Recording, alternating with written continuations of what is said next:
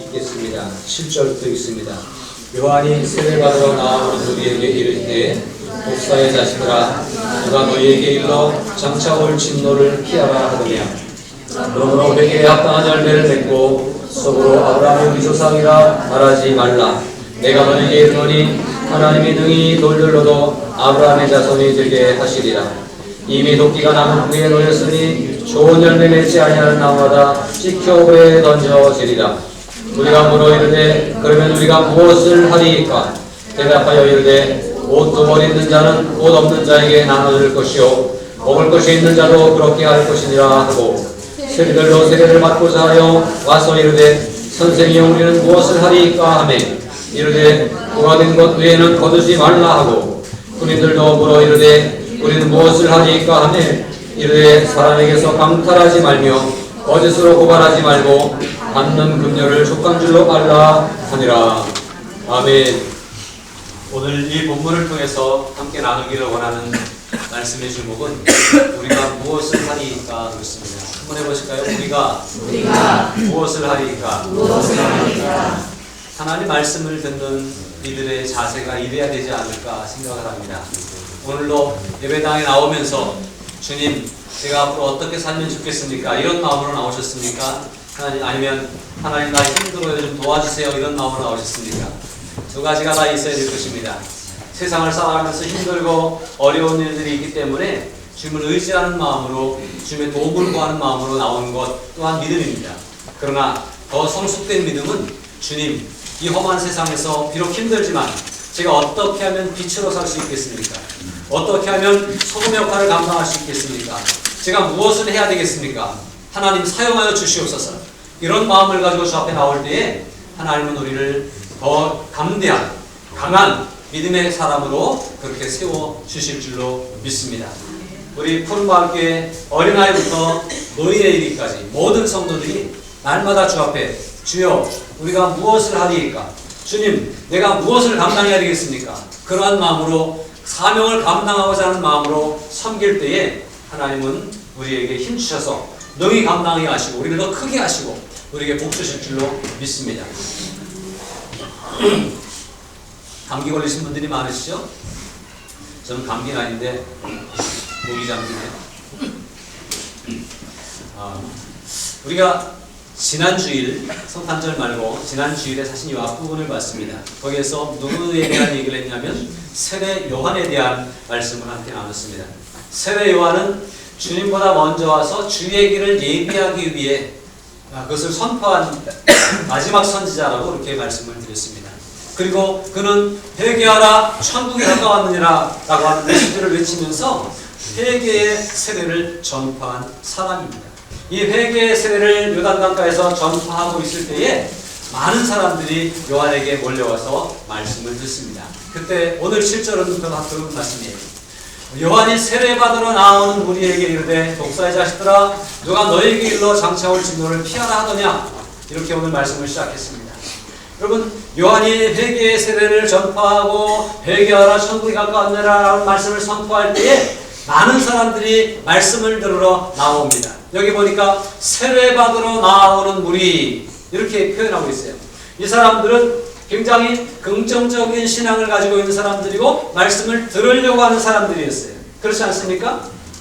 원래 유대인들은 하나님의 자녀라고 하는 자부심을 가지고 살아가는 사람들입니다. 자기들은 구원받았다고 확신을 가지고 살아가는 사람들이었습니다. 그런데 그것뿐만 아니라 오늘 요한이 외치는 회개의 세례를 선포할 때에 그 말씀 앞에 또 겸손하게 엎드려서 회개하며 우리가 무엇을 할까 그런 마음으로 나오는 그러한 무리들이 있었습니다.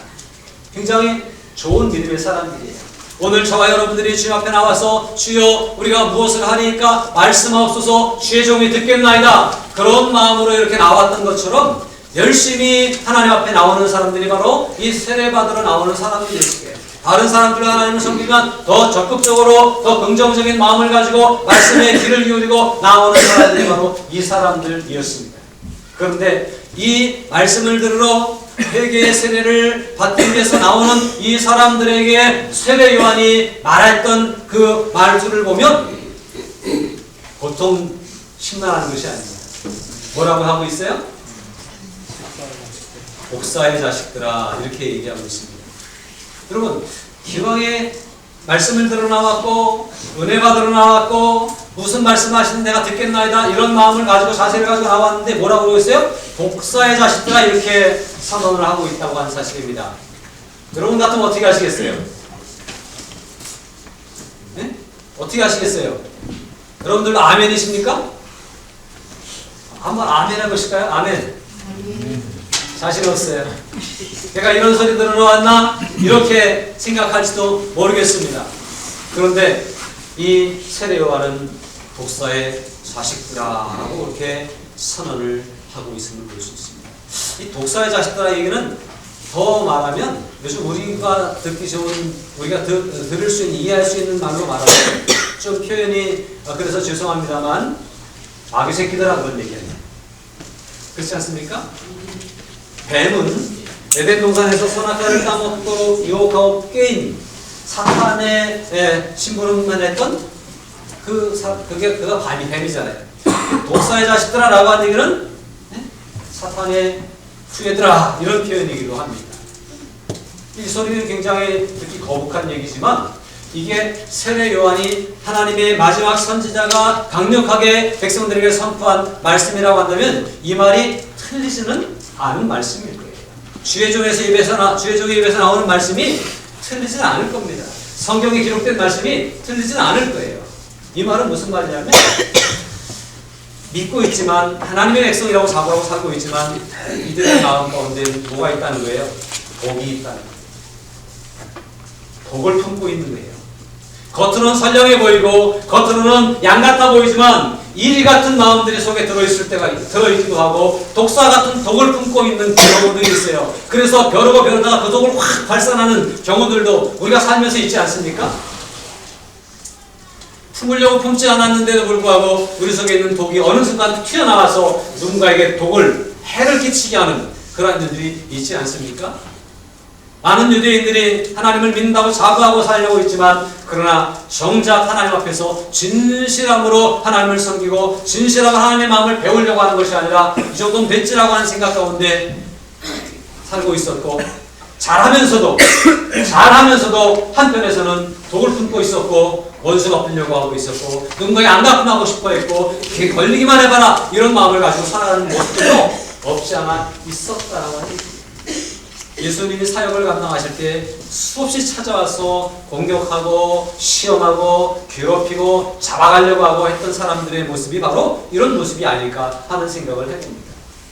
이 사람들은 이걸 이렇게 생각하지 않았었어요. 자기들이 하나님을 섬기는 사람들이었으니까 율법도 잘 지키는 사람들이었으니까 이 사람들은 어떤 생각을 가지고 있었는지 아세요? 그 다음에 8절에 보니까 그러므로 회개에 합당한 열매를 맺고 속으로 아브라함이 우리 조상이라 말하지 말라. 이 사람들이 오늘 독사의 자식들아 이 소리를 듣고 있는 이 사람들이 우리는 아브라함의 자손이야 라고 하는 아브라함이 우리 조상이고 우리는 아브라함의 자손이라고 하는 그런 생각을 가지고 살아가는 사람들이에요. 이 얘기는 나는 그런 괜찮은 사람이야 라고 하는 생각을 가지고 있는 사람들이라고 하는 얘기예요. 여러분 어떻습니까? 우리 생각에 내가 이 정도면 교회도 다니고 예배도 잘 드리고 있고 나름대로 열심히 봉사하고 있고 또 사람들에게 해코지하지 않고 선하게 착하게 살고 있으니까 되게 괜찮은 사람이라고 생각하고 있지 않습니까? 그런데 이렇게 스스로 우리가 아브라함의 자손이요 아브라함이 우리 조상입니다 라고 생각하면서 자부심을 가지고 살아가는 사람들에게 오늘 세례 요한은 독사의 자식들아라고 선포하고 있다고 하는 사실입니다. 이거 뭔가 앞뒤가 안 맞잖아요.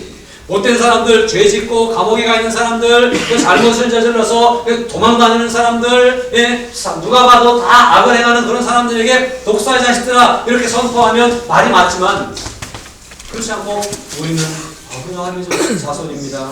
나는 예수 잘 믿고 있습니다. 난 교회 열심히 다닙니다. 라고 하는 이 사람들에게 오늘 세례 요한은 독사의 자식들아 라고 그렇게 얘기하고 있다고 하는 얘기예요. 우리가 스스로 아브라함의 자손이라고 생각하고 아브라함이 우리 조상이라고 생각했던 유대인과 같은 그러한 마음을 가지고 오늘을 살고 있지는 혹시 않습니까? 제가 저를 보니까 그런 마음이 많이 있는 것 같아요. 모태신앙으로 태어나서 교회를 떠나보지 않고 쭉 이제까지 신앙생활을 했습니다. 또 하나님이 인도하셔서 그냥 딴 세상 길로 가지 않고 그냥 헌신해서 목회자의 길로 계속 달려왔습니다. 그러니까 괜찮잖아요. 이렇게 괜찮다고 생각하고 내가 이 정도면 괜찮지 뭐 잘했지 라고 생각하고 있는데 오늘 세례 요한의 외침은 목사의 자식들아 라고 하는 외침으로 저를 경고하고 있고 책망하고 있다고 하는 사실이에요. 저뿐입니까? 여러분 어떻습니까? 이 말은 스스로 영적인 자만심에 빠져있고 교만에 빠져있는 사람들을 향한 경고의 메시지예요. 내가 교회 잘 다니는데 뭐 라고 생각하는, 내가 봉사도 잘하는데, 내가 사람들을 괴롭히거나 세상에 드러날 만한 죄를 짓지 않았는데 라고 생각하는 이런 생각을 가지고 나는 깨끗하다고 스스로 생각하고 살아가는 사람들에게 이런 메시지를 전하고 있다고 하는 사실은 뭔가 한 번 더 생각해 봐야 될 필요가 있다고 하는 얘기예요. 쓸데없는 얘기를 세례 요한이 한 것이 아니라 세례 요한의 예를 통해서 하나님이 이 말씀을 괜히 남아주신 것이 아니라 내가 잘하고 있다고 생각되지만 그럼에도 불구하고 나한테는 허물이 있음을 깨달아야 된다고 하는 사실이에요. 잘하고 있는 것이 많지만 구속해 나도 잘 못 느끼고 남들은 더더욱 못 느꼈던 우리 허물이 있어요, 없어요? 없습니까? 우린 인간이잖아요. 우리에게는 약점이 있고요, 허물이 있습니다. 그리고 아까 얘기했듯이 평상시 깨끗하게 괜찮은 사람으로 살아가는 것 같은데 나도 모르게 여기에 독을 준비하고 있는, 이게 언제 발산될지 모르는 위험천만한 인생이 우리들의 인생이기 때문에 이 독이 품어져 나오지 않도록 이 독을 빼도록 오늘 주님은 우리에게는 경고의 메시지를 하고 있다고 하는 사실이에요. 이런 말씀을 우리가 듣고 회개하지 않으면 우리는 영적 교만에 빠져 살아가다가 구원에 이르지 못하는 그런 불상사가 일어날 수도 있다는 사실을 명심해야 될 줄도 있습니다. 성경을 보면서 어떤 말씀이 있어요? 무릇 표면적 유대인이 아니요 표면적 육신의 할례가 아닙니다. 교회 다닌다고 다 교인이 아니고 직분이 있다고 다 그런 것이 아니라 속이 정말 깨끗해야 되고 이 속에서 주님을 온전히 영접하고 주님을 따라가는 그런 믿음이어야 된다라고 하는 거예요. 우리가 가지고 있는 직분과 경험과 신앙의 경륜과 또 헌신과 공로와 이런 것들 때문에 우리가 하나님의 사람이 아니라 진실로 날마다 주의 십자가 앞에 꿇어 엎드려서 회개하고 나를 씻고 나의 그 보이지 않는 죄까지도 쏟아놓고 털어놓기를 원하는 마음으로 엎드리는 그 모습이 진정한 그리스도인의 모습이다 라고 하는 사실이에요. 이게 우리가 잘 깨달아지지 않고 이해가 되지 않기 때문에 우리 눈에 보이거나 누구에게 지적받고 있지 않기 때문에 우리가 놓치기 쉬운 그런 부분들입니다. 잠언 30장에 이런 말씀이 있습니다. 한번 같이 읽어보실까요? 스스로 깨끗한 자로 여기면서도 자기의 더러운 것을 씻지 아니하는 우리가 있느니라. 어디 가서 일하고 왔어요. 막 땀을 팍 흘리고 먼지를 뒤집어 쓰고 막 얼음이 묻고 이렇게 왔어요. 그러고 집에 들어오면 씻습니까? 안 씻습니까? 그러면 씻어요. 그런데 그냥 곱게 차려입고 가서 레스토랑 가서 경영식 아주 교양있게 먹고 수다 떨다가 집에 왔어요. 그래도 씻어야죠. 그래도 씻는 게 정상이에요. 그런데 취한 모습이 안 보이니까 난 깨끗해, 더러운 거 안 묻었어. 그리고 안 씻는 사람들이 있다는 사실이에요. 누가 더 깨끗한 사람이죠? 걸음칠하고 땀 흘리고 일하다가 들어와서 깨끗이 더러운 씻은 사람과 아주 교양 떨고 예쁘게 차려입고 나가서 있다가 들어와서 안 씻는 사람과 누가 더 깨끗한 사람이죠? 비록 많은 허물을 묻혔지만 들어와 씻는 사람이 깨끗한 사람이지. 다시 말씀을 드리면 우리가 세상을 살아가면서 잘못한 것이 너무나 많고 막 사람들이 지적도 당했고 막 내가 스스로 생각해도 내가 나쁜 놈이야 막 그러면서 가슴을 치면서 하나님 앞에 나와서 회개하고 엎드리는 사람이 깨끗한 사람이라는 사실이에요. 나는 목사니까, 나는 장로니까, 나는 권사니까, 내가 이렇게 교회를 봉사하고 있으니까 그러면서 난 잘한 것만 생각하고 내가 나도 모르게 지은 죄도 있다고 하는 사실을 잊어버리고 난 깨끗하잖아 그러면서 회개할 줄 모르고 살아가는 사람이 진짜 추한 죄인이라고 하는 사실입니다. 이해가 되시죠? 스스로 깨끗한 자로 여기면서 우리는 아브라함의 자손입니다. 우리 조상이 아브라함입니다 라고 하면서 살아가고 있던 유대인들에게 세례 요한은 지적하는 거예요. 너희 속에 너희가 보지 못하는, 너희가 깨닫지 못하는, 누구도 지적해주지 않는 독사에 독이 들어있다고 그렇게 지적하고 있다고 하는 사실이에요. 오늘 우리 안에 그런 것이 있지 않는가를 돌아보는 지혜로운 자가 될 수 있기를 주님으로 축복합니다. 계속해서 말씀을 보세요. 예레미야입니다. 그러나 너는 말하기를 나는 무죄하니 그의 진노가 참으로 내게서 떠났다.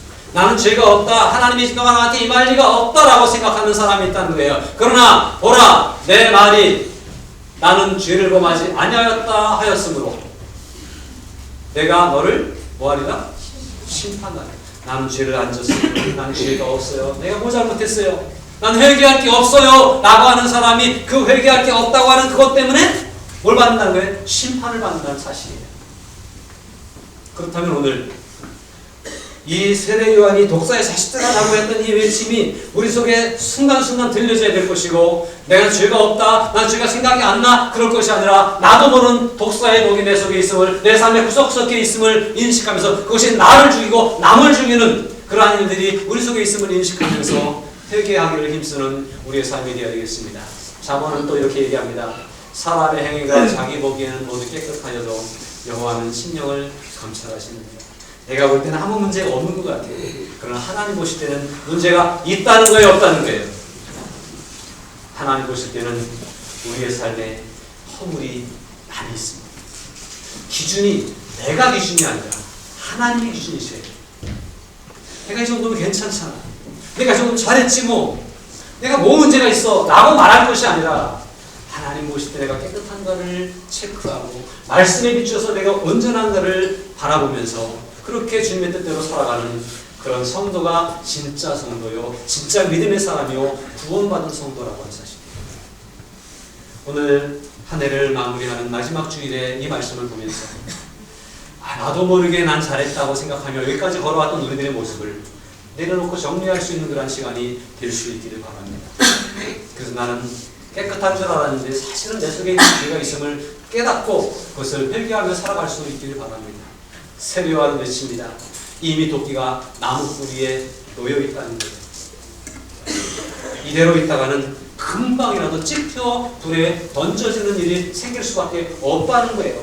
난 잘못한 줄도 몰랐는데, 나는 죄인인 줄도 몰랐는데 도끼는 내 발등 앞에 지금 있다는 거예요. 금방이라도 나를 찍어 불에 던질 수 있도록 예비되어져 있다는 사실이에요. 그러니 지금 정신을 바싹 차리고 깨닫고 돌이키고 회개하지 않으면 나는 찍혀 불에 영원한 불못에 던져질 수밖에 없는 존재가 된다고 하는 이 안타까운 현실이 오늘 저와 여러분들의 현실인 것입니다. 사랑하는 여러분, 오늘 이 말씀 앞에 우리가 깨닫기를 바랍니다. 그리고 과거에 그걸 알았건 몰랐건, 회개를 많이 했건 덜 했건, 다시 한번 오늘 주 앞에 섬으로 내 믿음을 바로 세우고 그리고 주님 앞에 온전한 사람으로, 깨끗한 사람으로 설 수 있도록 노력해야 될 것입니다. 물론 이례적인 사건으로 끝나는 것은 아닐 겁니다. 지속적으로 이 말씀을 가지고 새해를 맞이하면서 내가 하나님의 사람답게 살아가야지 그렇게 살아갈 수 있기를 바랍니다. 누가복음 13장에 보니까 어떤 사람들이 죽임을 당했어요. 죽임을 당했어요. 벌을 받았어요. 붙잡혀가지고 처형을 당했어요. 처형을 당한 것 때문에 예수님에게 묻습니다. 주님, 이런 일이 있었습니다. 그랬더니 예수님이 하신 말씀이 그들이 특별히 잘못해서 그런 게 아니라는 거예요. 너희도 만일 회개하지 않으면 이와 같이 나타난다 라고 말합니다. 어젠가요? 인터넷 뉴스상에서 나이지리아에서 10명의 그리스도인들이 참수를 당하는 영상이 이 IS에서 그들이 뭐 잘못해서 그럴까요? 아니 뭐 그렇다고 그들이 회개하지 않아서 그런 건 아니에요. 물론 악한 무리들이 IS가 기독교인들을 대접하기 위해서 그렇게 하는 것이기도 그러나 이런 어려움을 혹시 당했을 때에 무슨 죄를 지어서 그럴까 그렇게 생각하지 말라는 거예요. 우리도 오늘 회개하지 않으면 이런 일이 날 수 있다고 하는 사실이에요. 망할 수 있다는 사실이에요. 그러므로 언제 회개해야 돼요? 내일 모레 할 것이 아니라 오늘 이 순간에 회개한 마음으로 주님 나를 정결하게 하옵소서 그러면서 겸손하게 엎드려 회개할 수 있는 일이 우리 안에 있어야 될 것입니다. 이런 말씀을 들었던 사람들이 아까 제가 그랬죠. 회개의 세례를 전파할 때에 그 앞에 그 말씀을 듣기 위해서 나오는 무리들이 있었어요. 이 사람들은 믿음이 괜찮은 사람들이에요. 긍정적인 마음을 가지고 있는 사람들이에요. 그런데도 불구하고 그 사람들이 독사의 자식들이라고 선포하는데 에이 내가 이런 소리 들으려고 한다? 그리고 먼지를 떨어버리고 돌아야 하는 것이 아니라 이들이 요한 앞에 나와서 그럼 우리가 어떻게 하면 좋겠습니까? 내가 독사의 자식인 줄 알지 못했습니다. 나에게 그런 문제가 있는 줄 몰랐습니다. 이제 어떻게 할까요? 라고 서더란 얘기죠. 이것이 바로 말씀 앞에선 깨어있고 살아있는 영혼이 가져야 될 마음의 자세일 것입니다. 저와 여러분들이 말씀을 들으러 나올 때마다 믿음으로 하나님 앞에 설 때마다 이런 자세를 가지고 하나님 앞에 설 수 있기를 바랍니다. 한 번만 더 해보세요. 우리가 무엇을 하리까? 내가 어떻게 하면 깨끗해질 수 있을까? 내가 어떻게 하면 하나님께서 이룰 수 있을까? 내가 어떻게 하면 하나님 앞에 인정받는 사람이 될 수 있을까? 이런 생각을 가지고 주님 앞에 설 수 있는 그런 하나님의 사람들이 되어져야 될 것입니다. 그 중에는 무리들이 있었어요. 무리들이 나와서 우리가 어떻게 하면 좋아요? 뭐 할까요? 회개하고 이제 앞으로 어떻게 살까요? 이런 얘기예요. 그때 세례 요한이 한 얘기가 뭔지 아세요? 두 벌 옷 있는 자는 한 벌은 내가 입고 한 벌은 나눠주라는 거예요. 두 벌 옷 있는 분 있으세요? 옷이 몇 벌 있으십니까? 두 벌만 있어도 한 벌은 내가 입고 한 벌은 남을 줄 수 있는 마음을 먹으라는 거예요. 마음만 먹는 게 아니라 그렇게 할 수 있어야 된다는 얘기예요. 10벌 있으면 그 중에 한 벌이라도. 저도 보니까 옷장 안에 양복이 쫙 꺼냈어요. 물론 유행이 지나가서 촌스러운 것도 있어서 꺼내 입지 못하지만 걸려 있어요. 또 제철마다 몇 번 갈아입을 수 있는 양복들이 있어요. 이렇게 살아가고 있습니다. 근데 이런 것들이 잘못됐다고 하는 것이 아니라 이렇게 우리가 여유롭게 넉넉하게 살아가는데 그만큼 남을 위한 생각을 하면서 살아가는 성도가 진짜 성도다 라고 하는 그런 말씀입니다. 먹을 것이 있는 자도 그리하라 이렇게 얘기하잖아요. 지난 다니엘 기도회 때 북한에서 탈북해서 북한을 돕는 탈북자들을 돕는 지성호라고 하는 이름 맞죠? 그 사람이 그 절규하면서 외치는 소리가 있어요.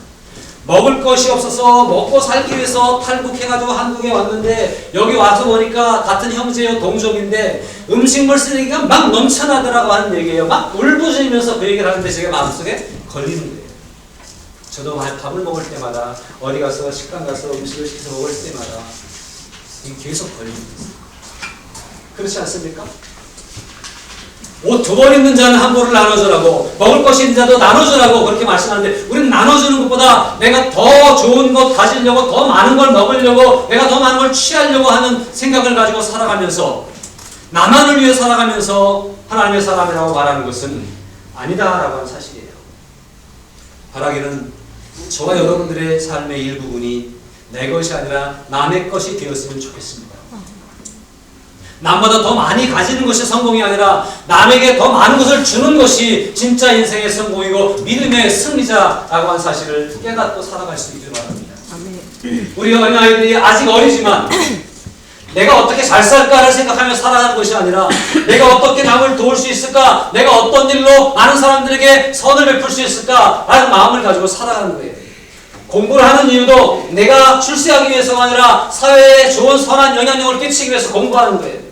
내가 돈을 버는 이유도 내가 잘 먹고 잘 살기 위해서가 아니라 내가 할 수 있으면 더 많은 것으로 남을 도우려고 하는 하나님의 사랑을 전하는 사람으로 살기 위해서 살아가는 거예요. 그래서 우리도 비록 이 시골에서 문화적인 혜택도 잘 못 누리고 살아가고 있지만 어찌하면 우리 교회 성도들이 이 시골에서 잘 들을 수 없는 얘기를 좀 들으면서 좀 남에게 퍼주는 일들을 좀 더 적극적으로 할 수 있을까? 컴패션을 결연하고 작은 선가 결연하고 또 장기 기증을 하게 하고 자꾸 그렇게 하는 이유들은 이 시골에 그런 게 없잖아요. 허들 집이 있습니까? 뭐가 있습니까? 그러나 이런 것들을 듣게 하고 바라기는 적어도 우리 교회에서 이런 거 합시다라고 하는 이런 일들에 하나도 난 관심 없어. 그리고 빼는 사람이 아니고 하나 이상은 다 참여할 수 있길 바랍니다. 2개 하면 2개, 3개 하면 3개, 5개 하면 5개 다 참여하면 더 좋고요. 우리가 힘에 닿는 대로 성실하게 모든 일에 적극 참여할 수 있는 그런 우리들이 되면 좋겠어요. 이게 주님의 뜻이에요. 우리가 무엇을 하니까 묻는 사람들에게 세례 요한이 그렇게 하라는 거예요. 주라는 거예요. 내가 먹고 싶은 거 조금 덜 먹고 갖고 싶은 거 조금 덜 가지고 주라는 거예요. 이것이 그리스도인들이 가져야 될 마음의 자세입니다. 세리들이 왔습니다. 세리들은 부자들이었거든요. 세금을 걷어서 로마에 보내고 월급을 타서 사는 사람들이었습니다. 그런데 요즘은 뭐 그런 일들이 없습니다. 우리나라도 옛날에는 세금 공무원들이 그런 일들이 있었다는 얘기를 들었어요. 보진 못했고요. 100원 거둘 거 150원 걷는 거예요. 50원은 내 주머니로 들어가고 100원은 나라로 내는 거예요. 일반인들은 모르잖아요. 그래서 자기들은 그것이 기회라고 생각했고 충분히 채웠습니다. 사개오를 보면 그걸 알잖아요. 내 재산의 절반을 나눠서 가난한 사람들이 주겠습니다. 앞으로 또다시 그런 일을 하면 4배로 갚도록 하겠습니다. 다시 사겠습니다. 라고 했던 것처럼 오늘 세례 요한은 세리들에게 그렇게 얘기하고 있어요. 부자 되는 게 중요한 게 아닙니다. 남의 것을 더 가지려고 하지 말아라 라고 얘기합니다. 군인들이 찾아왔습니다. 우리가 무엇을 하니까 묻습니다. 군인들에게 강포하게 하지 말아라. 예? 억울하게 남에게 속여 거짓으로 누명을 씌우지 말아라. 받는 급료를 족한 줄로 여기라. 옛날엔 군인들, 어려운 나라에는 공무원들이 월급이 많지 않습니다. 우리나라도 상대적으로 공무원들이 월급이 많지는 않죠. 그러나 어려운 나라에 참 살기도 어려울 정도가 됩니다. 캄보디아나 태국이나 이런 데 여행을 가면요, 관광버스를 보면 무조건 세워요. 누가요? 경찰, 교통경찰. 무조건 세워가지고 왜 세웠는지도 얘기도 안 하고 기다리라고. 근데 여행자들이 바쁘잖아요. 그러면 빨리 가야 되니까 마냥 기다리면 여행을 못하니까 돈을 좀 이렇게 해서 10불이고 20불이고 해가지고 경찰한테 기사가 내려가서 주고 오는 거예요. 조서가. 그러면 왜 세웠는지 묻지도 않고 그냥 보내는 거예요. 왜 그러냐 했더니 저 사람도 월급이 얼마 안 됐어요. 그러니까 이게 정당하지 않지만 그런 일들을 해온 거예요. 우리나라도 옛날에 많이 그랬잖아요. 경찰을 붙잡아서 아침에 해장국도 못 먹고 나왔어요. 막 이런다고. 저도 그 경험을 해봤어요. 제가 받은 건 아니고요. 그거 못 주고 딱지를 끊어보기도 했고. 그런데요, 조금 받으면 받은 대로 족한 줄로 여겨라. 부정하게 하지 말아라. 라고 그렇게 얘기하고 있어요. 적어도 하나님의 사람이라면, 적어도 믿음이 있다면 우리가 수고한 것의 대가가 조금 떨어져도 그것으로 족한 줄로 여기고 그것이 하나님의 은혜인 줄로 알고 살아가라고 하는 얘기예요. 더 많이 벌기 위해서, 더 많이 얻기 위해서 그렇게 몸부림치지 말고 하나님이 이미 우리에게 주신 환경 속에서 감사한 줄로 족한 줄로 여기고 살아가라고 하는 거예요. 욕심부리다 죄를 짓잖아요. 족한 줄로 여기고 이제까지 살아오고 있습니다. 자꾸 저에게도 시험이 와요. 유혹이 옵니다. 그렇지만요, 하나님께서 우리에게 원하시는 것은 지금 살고 있잖아요. 뭐 2벌 정도가 아니잖아요. 족한 줄로 여기고 살라고 한 사실. 족한 줄로 여길 뿐만 아니라 남에게 줄 수 있는 것도 우리가 있음을 깨닫고 우리의 주머니를 털어놓는 진정한 회개는 주머니까지 회개해야 진정한 회개라고 요한에서는 그래요. 주머니가 회개하는 게 뭐예요? 마음은 회개했는데 물질을 움켜쥔다는 거죠. 그것까지 털어서 나눠주고 그런 사람이 진정한 회개라고 하는 거예요. 이런 말씀으로 오늘 세례 요한은 지적하고 있습니다. 오늘 저와 여러분들의 삶이 달라져야 될 줄로 믿습니다. 이 부분을 함께 읽으실까요? 누가복음 13장에 있는 말씀인데 한번 읽고 말씀드리겠습니다. 대답하여 이르되 주인이여 금년에도 그대로 두소서. 내가 두릅하고 얼음을 주시니 이후에 만일 내가 있는 조건이와 그렇지 않으면 식어버리서 하였다 하십니다. 아멘. 누가복음 13장 말씀 가운데 예수님이 비유로 이렇게 말씀하시거든요. 포도원 가운데 무화과 나무를 심었습니다. 포도밭에서 포도를 저출하는 건데 금성금성 무화과를 한번 심어봤어요. 그렇잖아요. 복숭아 가수원에 작은 나무도 심어보고 그러잖아요. 그건 꼭 따서 소출을 얻으려고 하는 게 아니라 열매를 한번 맛보고 싶어서 무화과를 심었어요. 1년, 2년, 3년이 되면 보통 열매를 딴답니다. 그런데 3년이 지났는데 열매가 없는 거예요. 주인이 생각하기를 그 열매도 못 맺는 나무인가? 뽑아버리자. 하인에게 얘기했어요. 근데 하인이 이 나무를 3년 동안 길렀잖아요. 주인님 1년만 더 기다려주세요. 제가 더 한번 신경을 써보겠습니다. 금년에도 열매를 못 맺으면 찍어버리지만 금년에 잘해서 한번 열매를 맺을 때 한번 기대해 보시죠. 그러면서 오늘 찍어버리고 뽑아버리고 싶은 주인의 마음을 돌려서 1년을 연장을 시켜 놓았다라고 하는 사실입니다. 이게 바로 뭐냐면 하나님의 은혜예요.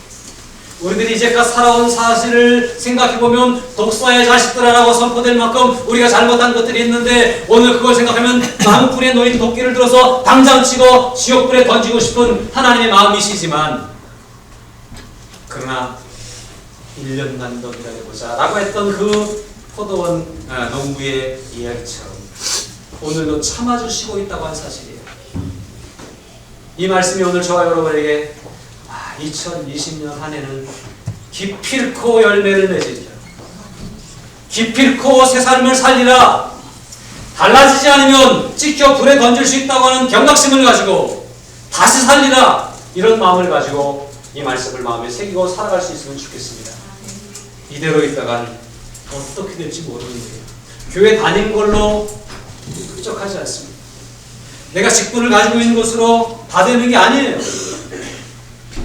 오늘 열매를 맺지 못하면 당장이라도 찢겨 불에 던져질 수 있다고 하는 이 말씀을 마음에 새기고 주님 한 번 더 기회를 주시니 감사합니다. 이제 그렇게 하겠습니다. 이런 마음으로 살아갈 수 있기를 바랍니다. 우리가 무엇을 하리까? 라고 고백했던 그 신령 가운데 그 자세 가운데에 주님이 어떤 말씀을 하시는지 그대로 들었고 그리고 1년을 더 기다려주시는 주님의 말씀 앞에 그렇게 순종해서 좋은 열매를 많이 맺을 수 있는 저와 여러분 우리 푸른 마을교회가 될 수 있기를 바랍니다.